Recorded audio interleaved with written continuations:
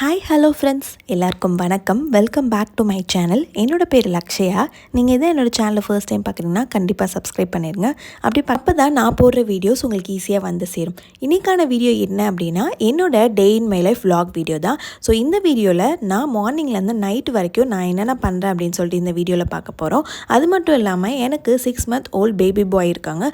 So அவங்க கூட இந்த டேவை நான் எப்படி ஸ்பெண்ட் பண்ணுறேன், ஆல்சோ அவங்களுக்கு சாலிட் ஸ்டார்ட் பண்ணியாச்சு. ஸோ நாங்கள் அவங்களுக்கு என்ன மாதிரி ஃபுட்ஸ் தரோம், ஸோ என்ன மாதிரி பாடி கேர் பண்ணுறோம் அப்படின்னு சொல்லிட்டு இந்த வீடியோவில் பார்க்க போகிறோம். ஸோ அவங்களுக்கு ஃபோட்டோ ஷூட்லாம் நாங்கள் எடுத்தோம்.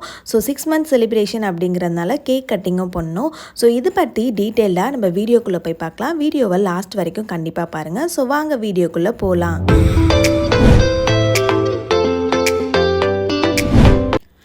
இவங்க மார்னிங் எப்பொழுதுமே ஒவ்வொரு டைமில் எழுந்திருப்பாங்க. ஸோ அன்னைக்கு எழுந்திரிச்சது பார்த்திங்கன்னா 8:30 இருக்கும். ஸோ நைட்டு தூங்க ரொம்ப லேட்டானால் மார்னிங்கும் கொஞ்சம் லேட்டாக தான் எழுந்திருப்பாங்க. நாங்களுமே அப்போ தான் எழுந்திருப்போம். நைட் ரொம்ப ஸ்லீப் இருக்காது அப்படிங்கிறதுனால மார்னிங் எழுந்திரிச்சோன்னே எனக்கு வந்து மில்க்கு, ஸோ மில்கில் வந்துட்டு பவுடர் கலந்து குடிப்பேன். என்னோடய ஹஸ்பண்டுக்கு டீ நான் போட்டு கொடுத்துருவேன்.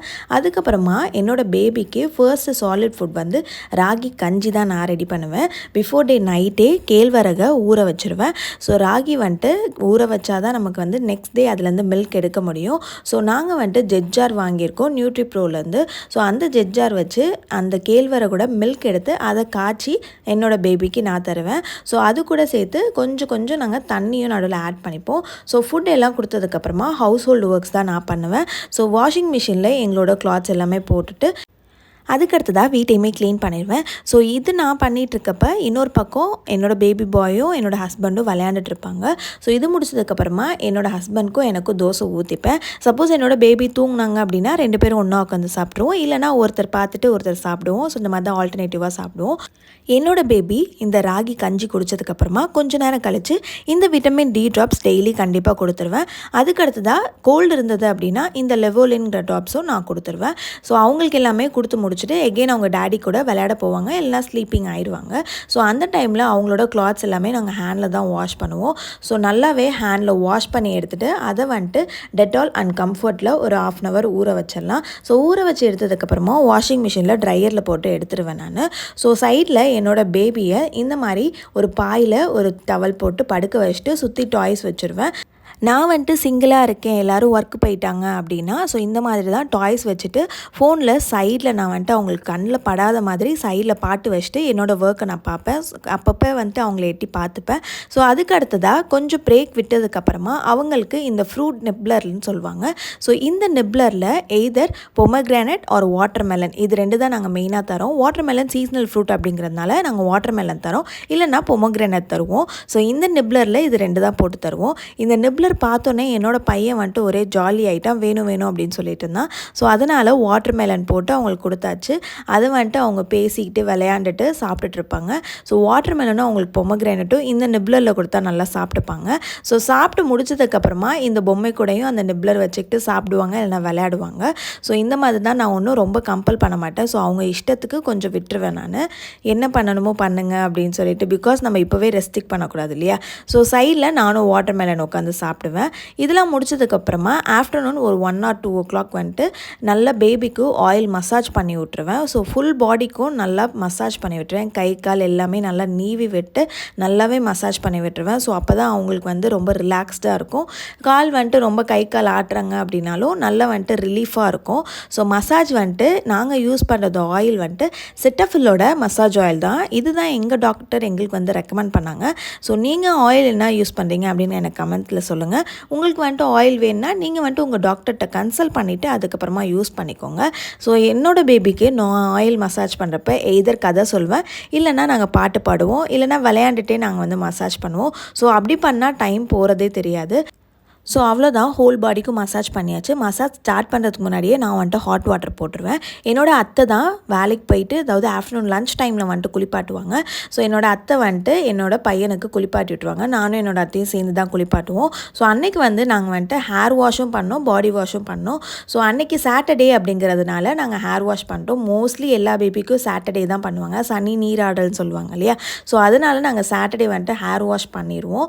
ஸோ ஹேர் வாஷ் பண்ணுறப்ப இப்போல்லாம் வந்துட்டு இவங்க உட்காந்து தான் குளிக்கணும் அப்படின்னு சொல்கிறாங்க. ரொம்ப படுத்தே குளிக்க மாட்டேங்கிறாங்க. அதனால் கொஞ்சம் உட்காருவார், படுப்பார், சுற்றி பார்ப்பார், யார் யார் குளிப்பாட்டுறாங்க என்ன ஏதுன்னு பார்த்துட்டு தான் குளிப்பாங்க. குளித்ததுக்கப்புறமா நானோ இல்லை என்னோடய அத்தையோ நல்லா வந்துட்டு அவங்கள ட்ரை அவுட் பண்ணிடுவோம். அதாவது நல்லா துண்டு வச்சு தொடச்சி விட்ருவோம். ஸோ அதுக்கடுத்து தான் மாய்ஸ்சரைசர் தான் என்னோடய பேபிக்கு நான் ஃபுல்லாக போட்டு விடுவேன் ஹோல் பாடிக்கும். நான் யூஸ் பண்ணுற மாய்ஸ்சரைசர் வந்துட்டு செட்டஃபில்லோட மாய்ஸ்சரைசர் தான். ஸோ இந்த மாய்ஸ்சரைசரை கொஞ்சம் கொஞ்சமாக எடுத்து என்னோடய பேபியோட ஹோல் பாடி, இயர்ஸ், நெக்ஸ், ஃபேஸ் எல்லாத்துலேயுமே நான் நல்லா அப்ளை பண்ணிவிட்டு மறுபடியும் நல்லா மசாஜ் பண்ணி விடுவேன். ஸோ குளிக்கிறதுனால இந்த மசாஜ் பண்ணால் கொஞ்சம் ஸ்லீப்பி ஆவாங்க, அப்புறம் ஃபீட் பண்ணிவிட்டு நல்லா தூங்கிடுவாங்க. அப்படிங்கிறதுனால நான் கண்டிப்பாக குளிச்ச உடனே மாய்ஸ்சரைசர் போட்டு நல்லா மசாஜ் பண்ணி விட்டுருவேன்.